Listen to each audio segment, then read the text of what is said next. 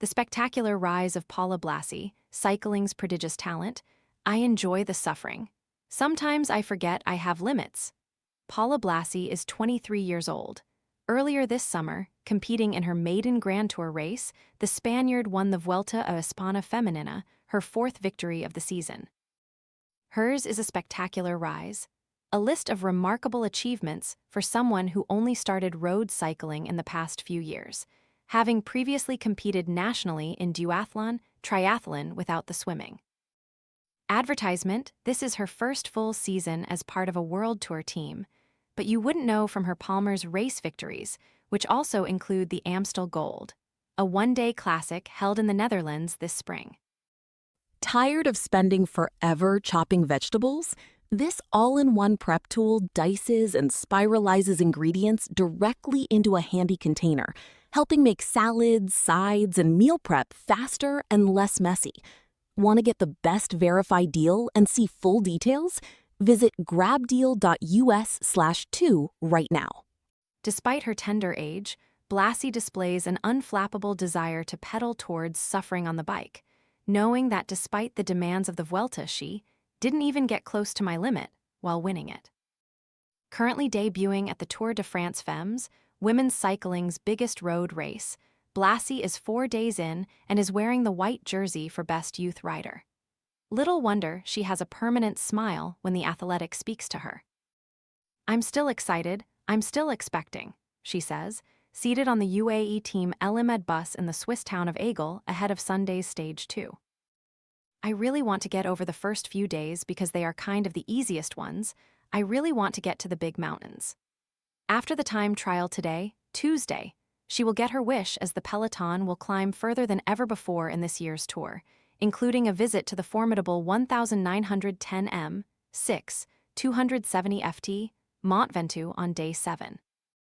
But Blasi is under strict domestique duties for her leaders, two-time Giro d'Italia women winner Elisa Longo Borghini and Dominika Wlodarczyk, a Polish national champion, which has led to much public debate about her role.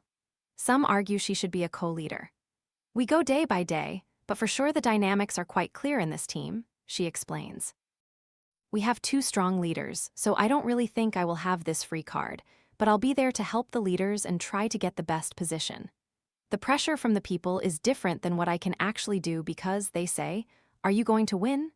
Yeah, actually, I will not even try. So it's a bit hard, but I really enjoy it. I come here for the experience, and I already know all my capacities. I'm just trying to be silent, really listen and observe what people are doing, because you can really learn from that." Advertisement, I really feel that maybe this year is a nice year to do the transition, to learn a bit, and then for the next years know what all of this is about and know how to approach it the way they approach it. Does that mean challenging for a Tour de France win next year? If I'm allowed. Such a question to a young rider who doesn't yet have a full World Tour season under her belt would normally be considered outlandish. But not so to Blasi, someone who defeated 2-time world champion Anna van der Breggen on Spain's grueling 1,570 m Alto de El Anglerou mountain on the Vuelta's final stage to win a Grand Tour at her first attempt. Her sporting director, Ana Nuno, goes even further. She doesn't put limits to herself, and then this means that she doesn't have any, Nuno says. I don't know when, but she can be a Tour de France winner. And honestly, I already heard this idea from her the first season that she was in the team. I really think that she has the potential to be a rider that achieves anything, that can really set an era in cycling. There is danger to heaping expectations on a rising star. Even a prodigious young talent can be inconsistent, exacerbated by the sudden increase in attention.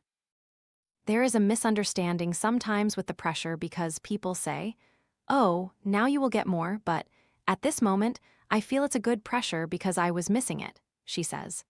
I would say it's easier when no one expects it from you because if I don't do it, nothing will change. But now that you already did it, the hardest thing is to repeat it. So that's also what really moves me forward. For me, this is so much fun. This mentality is not new to her. It all stems back to when Blasi was a child, competing against her fiercest rival, her twin brother Victor. Summers would be spent in sports camps, windsurfing, sailing, playing tennis. Weekends were for basketball, the winters for skiing. Advertisement, the pair would compete and Paula would frequently win until her brother hit puberty and she couldn't comprehend the switch in fortunes. I learned how to take it in a good way. Scientifically, I will never be able to be as strong as him, but take it as an advantage to try to get as close to him as possible, she says. Nuno believes those years helped create Blasi's really special character. You can sometimes see how she speaks about her mum and about her brother. It is like this special light in her eyes, she says. After playing several team sports, including football, she was a winger or a striker. Blasi settled on track and field, and eventually duathlon, which replaces triathlon's swimming section with additional running either side of the cycling part.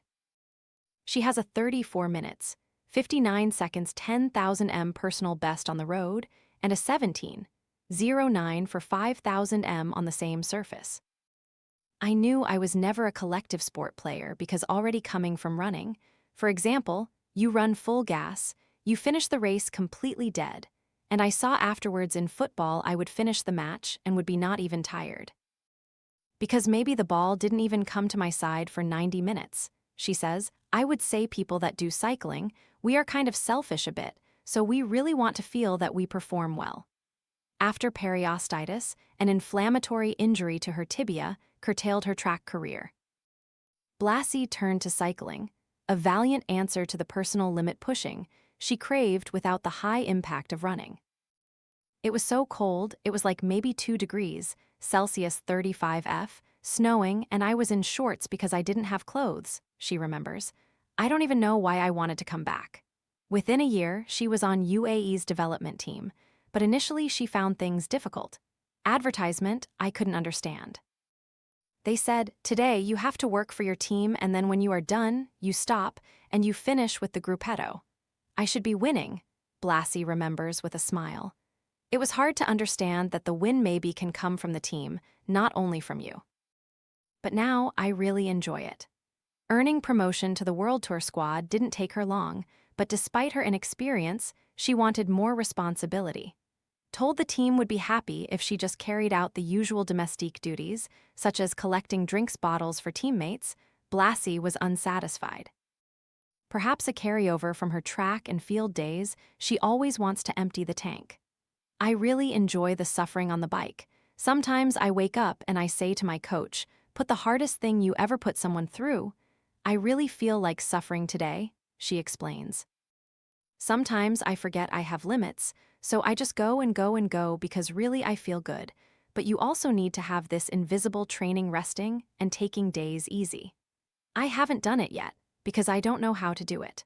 The more I rest, the more shti I feel, because I feel more low on energy. So on my rest days, I go for a hike in the mountains or something. These 9 days during the tour, I miss running. Luckily for Blasi, the Tour de France Femmes does not have a rest day this year. After today's time trial, the race moves on to the harder mountainous stages. She has consistently spoken of her desire to ride well for the team's general classification goals, and is planning to ride for Longo Borghini, who is in 7th place after 3 stages. First, there's the Road World Championships in Montreal, Canada, from September 2027. There we have a really good team, and we really have cards to play, she says. I know I have 1,000 things to still improve. My shape, the way I race, the way everything works. I'm not scared. I'm super excited to see how far I can go, because I know I'm not even close to my limit.